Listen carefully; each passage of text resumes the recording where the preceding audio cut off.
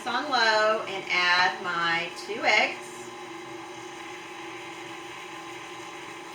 and 1/2 cup of buttermilk. You can use fresh buttermilk. Like I said, I use the dried so that I can mix it as I want. Okay, I'm just going to let that all get moist.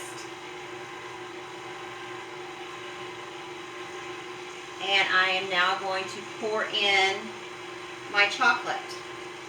This is a very thin cake batter. Okay, I'm just going to let that keep mixing. I'm going to add my teaspoon of vanilla.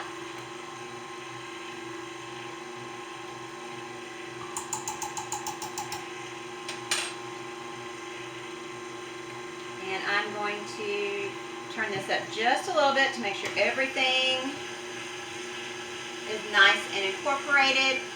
I've got 2 fresh eggs in there. Of course, we have chickens, so we have fresh eggs.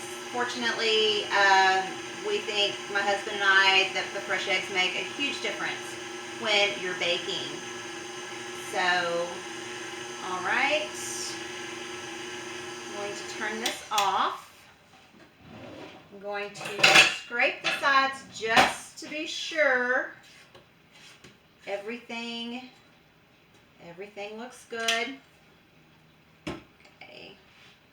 And this is, like I said, this is a very thin cake batter.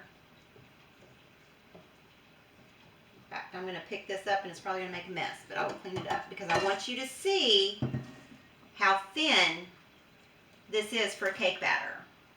Okay, that's what it's supposed to look like. Okay, now I have my large pan. The recipe says to use a 9x13 pan. This is a very rich cake, so I make it in this one size bigger, I don't know, 11x14 maybe, that I have sprayed with a grease and flour. And I'm just going to pour this right in there. And I am going to put this in the oven to bake for about 35 to 40 minutes. You have to gauge your oven. You know your oven. You know how well it cooks, how hot it cooks. Okay, so I'm just going to spread this in there. It's going to be thin in consistency as well as denseness. Okay, so I'm going to bake that, and I'll be back here in a little while to make the icing.